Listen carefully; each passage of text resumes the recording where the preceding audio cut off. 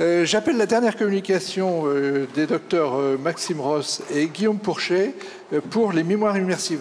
Alors, il faut savoir qu'au XVIIIe siècle, quand Louis XV a fait les statuts, il a fait un statut avec un bureau.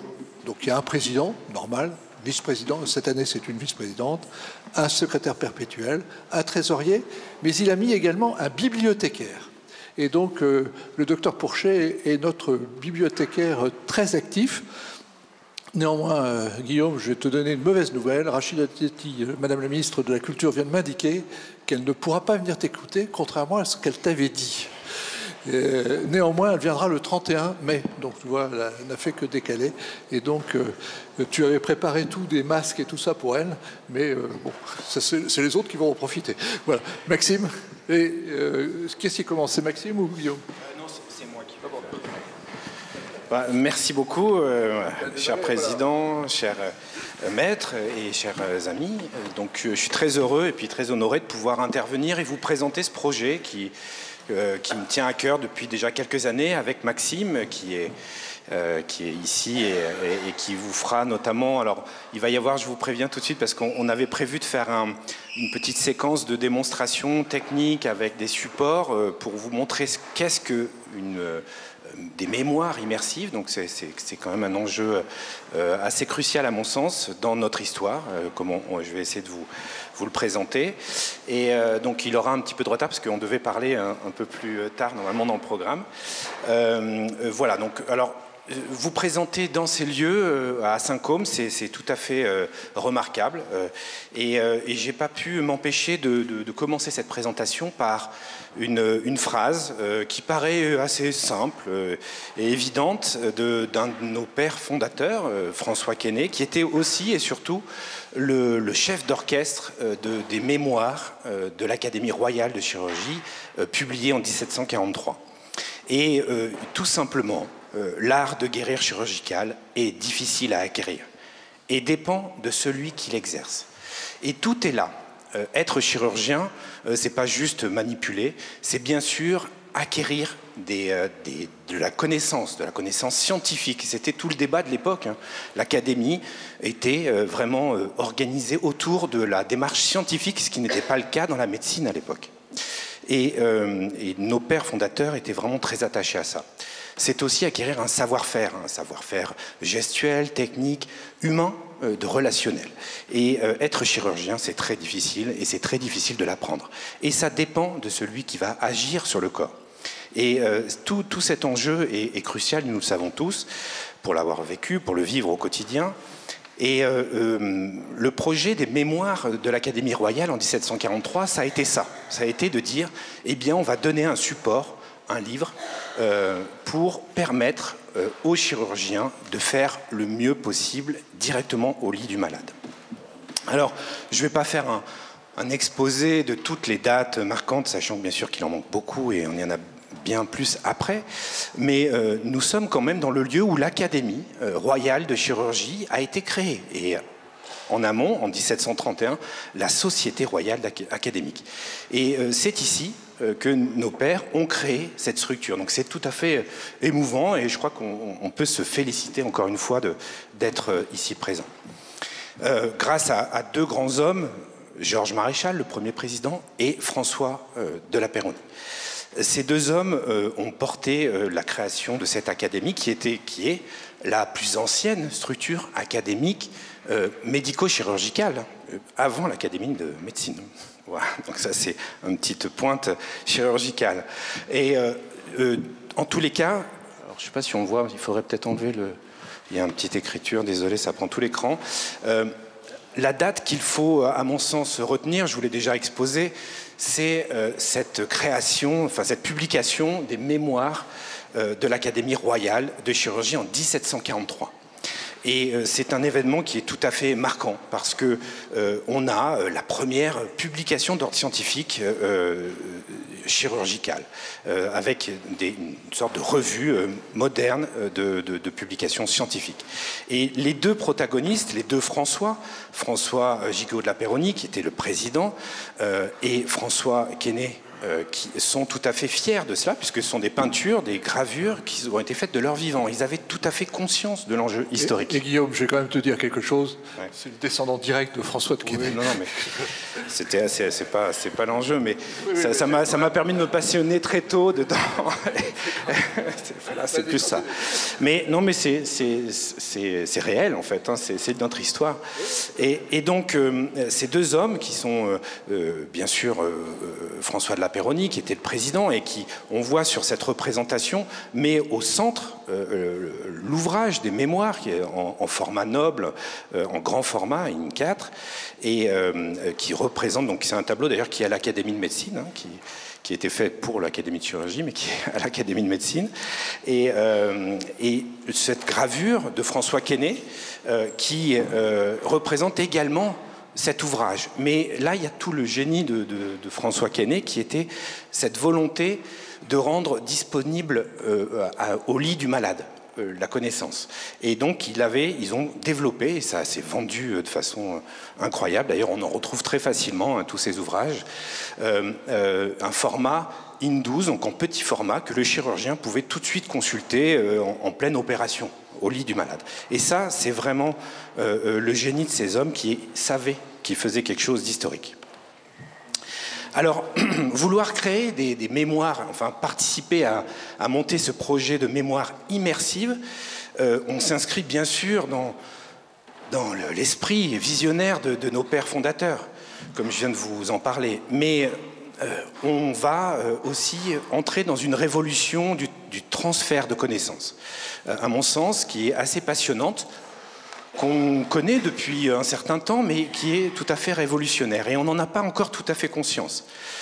Et la France est pionnière. Et Maxime, avec sa société, qui est vraiment fait partie des pionniers mondiaux de ce type d'approche. Et Maxime, qui est neurochirurgien, académicien également.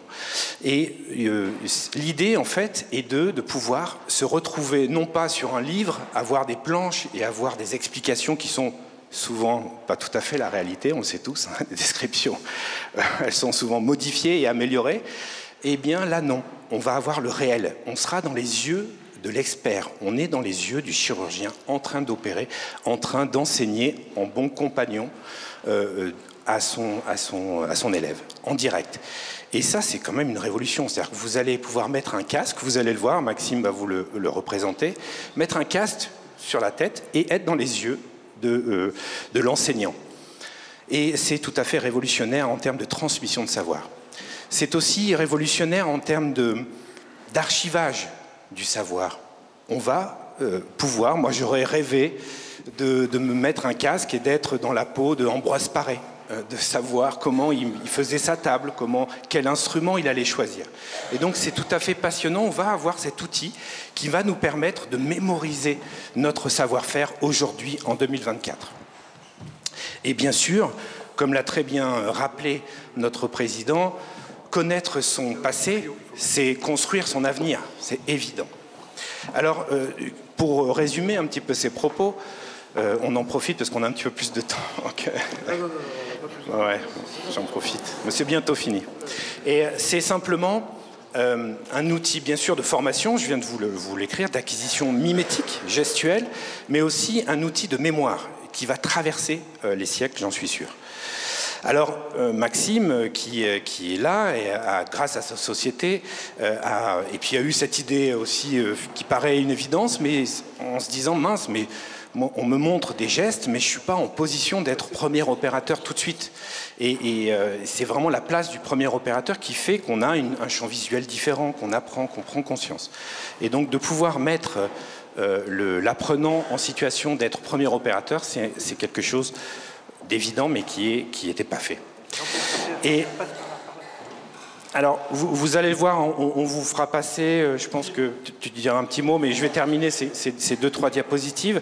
Notamment, on a une vidéo, alors j'espère qu'elle va passer, c'est pour vous montrer que voit-on. Donc ceux qui ont le casque le voient, mais c'est ça. Alors, c'est une intervention, moi, que je réalise au quotidien, de chirurgie bariatrique, par monotrocar, donc il y a une dimension technique un petit peu particulière, mais... Et c'est passionnant parce qu'on est vraiment dans la tête, dans les yeux du chirurgien. On a également des outils, vous pouvez voir en regardant sur le côté, qui permettent de revoir les complications, les aspects techniques, toute la stratégie opératoire. On peut même présenter des vidéos avec des éléments d'éducation thérapeutique. Et puis, bien sûr, on peut décomposer le geste chirurgical. On peut assister à l'opération en entier, mais on peut choisir son chapitre. On va choisir l'agrafage, enfin, la séquence qui vous intéresse. Et c'est des outils qui permettent aussi de voir 1000 fois la vidéo. Et donc, l'apprenant va pouvoir, bien sûr, développer son savoir-faire. Alors ce projet de mémoire immersive, j'espère que c'est assez clair maintenant pour vous, c'est créer une véritable encyclopédie immersive, chirurgicale, parce qu'il est difficile d'être chirurgien et c'est long à apprendre et c'est très important en tous les cas d'utiliser ces outils modernes.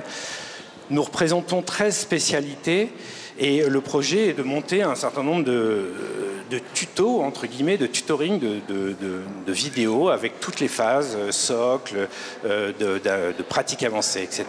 Et tout l'enjeu va être de trouver le financement pour mettre en place ces structures. Nous avons déjà des partenaires, mais pour vous donner une idée comme ça chiffrée et qui est assez parlante, je pense, c'est un budget d'environ 10 000 € par mois qui nous permettrait de construire progressivement, année après année, ces tutorings.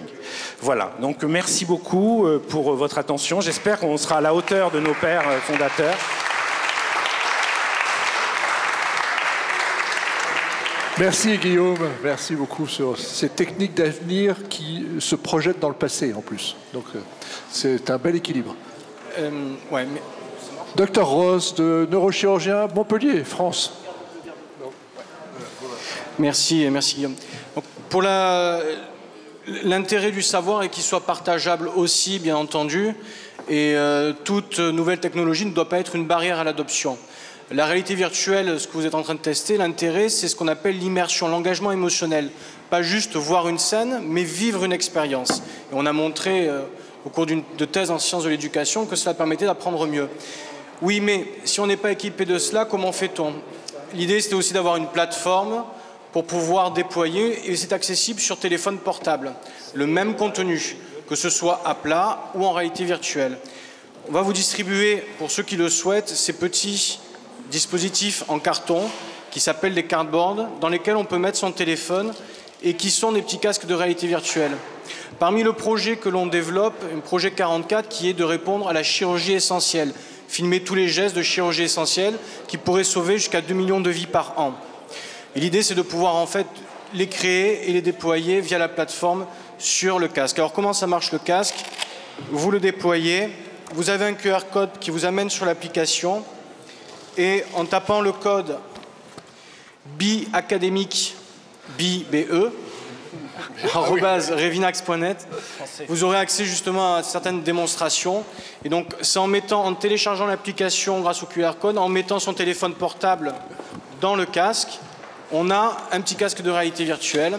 Et vous comprenez bien que c'est déployable, ceci, de par le monde. Voilà. Merci beaucoup pour tout ça.